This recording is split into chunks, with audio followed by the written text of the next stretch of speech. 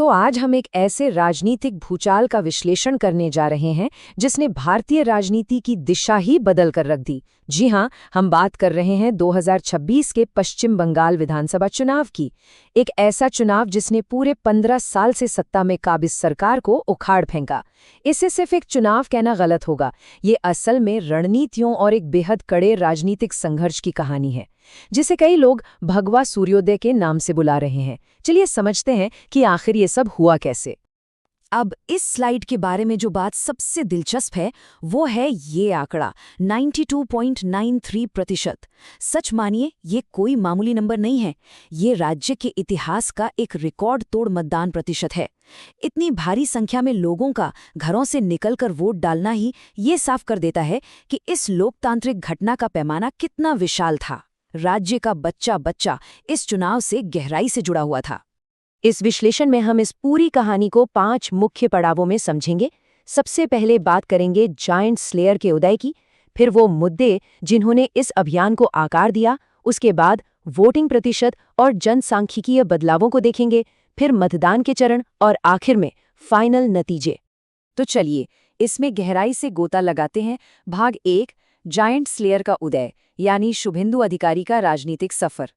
जरा इस सफर की टाइमलाइन को देखिए, ये किसी थ्रिलर फिल्म की स्क्रिप्ट से कम नहीं लगती। याद कीजिए दिसंबर 2020 का वो वक्त जब शुभेंदु अधिकारी ने अपनी ही पुरानी पार्टी छोड़ी और बीजेपी में शामिल हो गए। फिर आया 2021 का नंदीग्राम चुनाव, जहां उन्होंने सीधे मुख्यमंत्री ममता बनर्जी को महज 1956 वोटों से हरा दिया। यहीं से उन पर ये जायंट स्लेयर वाला टैग लगा। इसके बाद 2021 से 2025 तक उन्होंने विपक्ष के नेता के तौर पर एक आक्रामक मोर्चा संभाला और अंततः मई 2026 में नबान्न में मुख्यमंत्री पद की शपथ ली।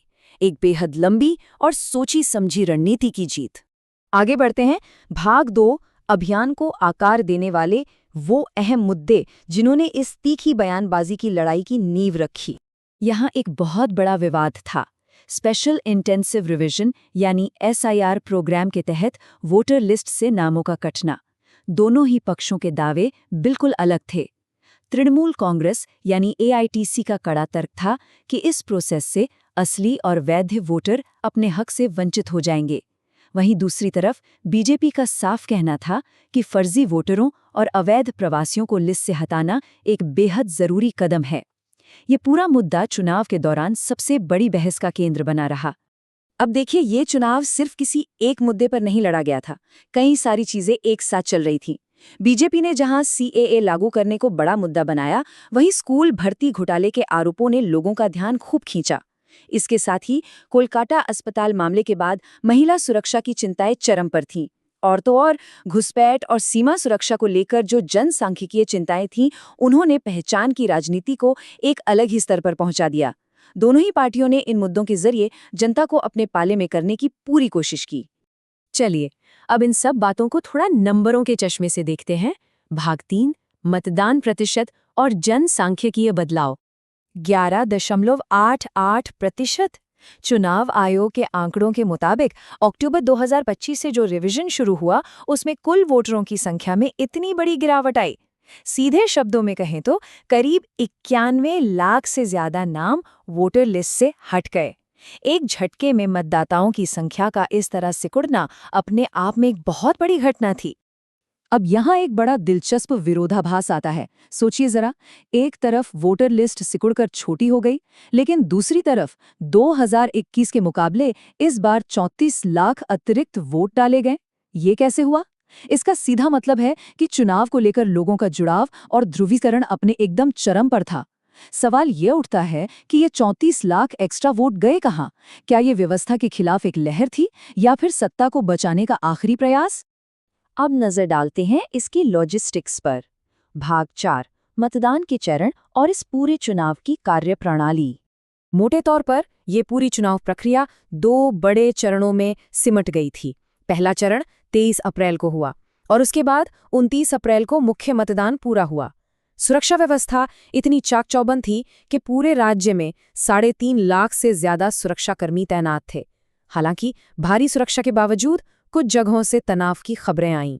फल्टा निर्वाचन क्षेत्र में तो कथित गड़बड़ियों के चलते 21 मई को दोबारा वोटिंग तक करानी पड़ी। और अब वो पल जिसका सबको बेसब्री से इंतजार था। भाग 5, अंतिम परिणाम। एक ऐसा ऐतिहासिक बदलाव जिसने हर राजनीतिक पंडित के समीकरण को पलट कर रख दिया। और ये चार्ट बहुत ही शानदार तरीके से दर्शाता है कि असल में उस दिन क्या हुआ। 294 सीटों वाली विधानसभा में बीजेपी ने 207 सीटें जीतकर एक प्रचंड बहुमत वाली सरकार बनाई। 2021 में जो सत्ताधारी टीएमसी 215 सीटों पर थी, वो इस बार मात्र 80 सीटों पर सिमट गई। सीधे सीधे 130 से ज्यादा सीटों का स्विंग। ये सच में हैरान करने वाला था। अगर इस बदलाव की गहराई और गंभीरता को समझना है तो जरा इन 2 नंबरों को देखिए। 2021 में शुभेंदु अधिकारी की नंदीग्राम वाली जीत का मार्जिन सिर्फ 1956 वोटों का था, एकदम कांटे की टक्कर। लेकिन 2026 में जब उनका मुकाबला मुख्यमंत्री ममता बनर्जी से उनके खुद के गढ़ भवानीपुर में हुआ, तो जीत का अंतर 15,000 वोटों को भी पार कर गया। ये फासला ही अपने आप में एक नए राजनीतिक युग का सबूत है। और इसी के साथ इस पूरे राजनीतिक ड्रामे का क्लाइमैक्स आ गया। नंदीग्राम से शुरू हुआ ये सफर शुभेंदु अधिकारी के पश्चिम बंगाल के मुख्यमंत्री पद की शपथ लेने के साथ अपनी मंजिल पर पहुंचा। उनकी सालों की राजनीतिक तपस्या, आक्रामक रणनीति और चुनाव के मुद्दों को सही दिशा देने की कला पूरी तरह से कामयाब रही। इस चुनाव ने भारतीय राजनीति में सच में एक अमिट छाप छोड़ी है। लेकिन इस विश्लेषण को हम एक बड़े और खुले सवाल के साथ खत्म करना चाहेंगे। क्या ये बदलाव सिर्फ एक राज्य की सीमाओं तक ही सीमित रहेगा, या फिर भारत के पूर्वी हिस्से के भविष्य के लिए इस भगवा सूर्योदय का कोई और ही गहरा अर्थ है? ये एक ऐसा सवाल है जिसका जवाब आने वाला वक्त ही देगा। खैर, आज के इस विश्लेषण में बस इतना ही। जुड़ने के लिए बहुत बहुत धन्यवाद।